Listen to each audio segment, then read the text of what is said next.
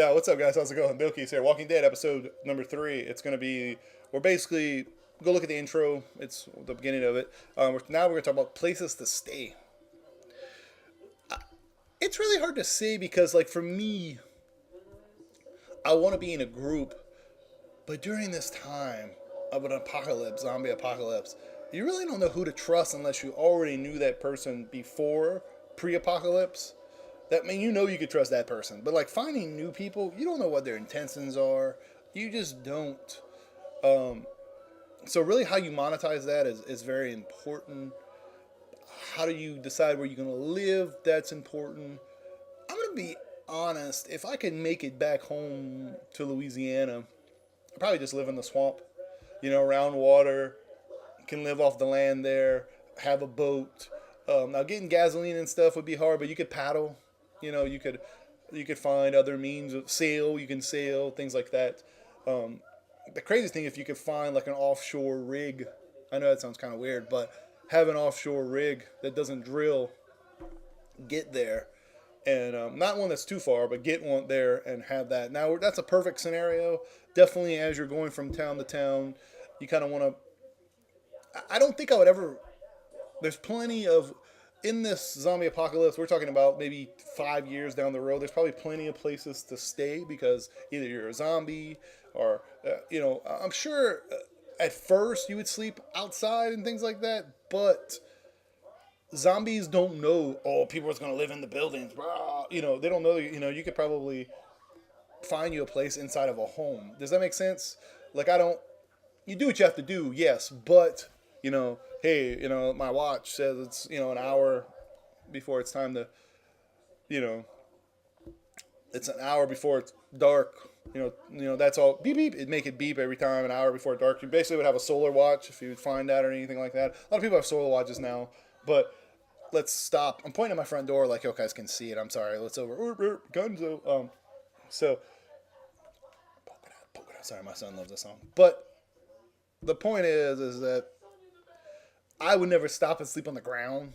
I'm weird. I'm crazy. I wouldn't make a shelter like in survival situations, because in survival situations you make a shelter off the ground, things like that. We're talking about zombies here. We're not talking about predators. And I know in the Walking Dead series, they don't show, worried about animals and stuff killing them, which is kind of crazy because you don't see many animals. But I would definitely never have to sleep in the woods.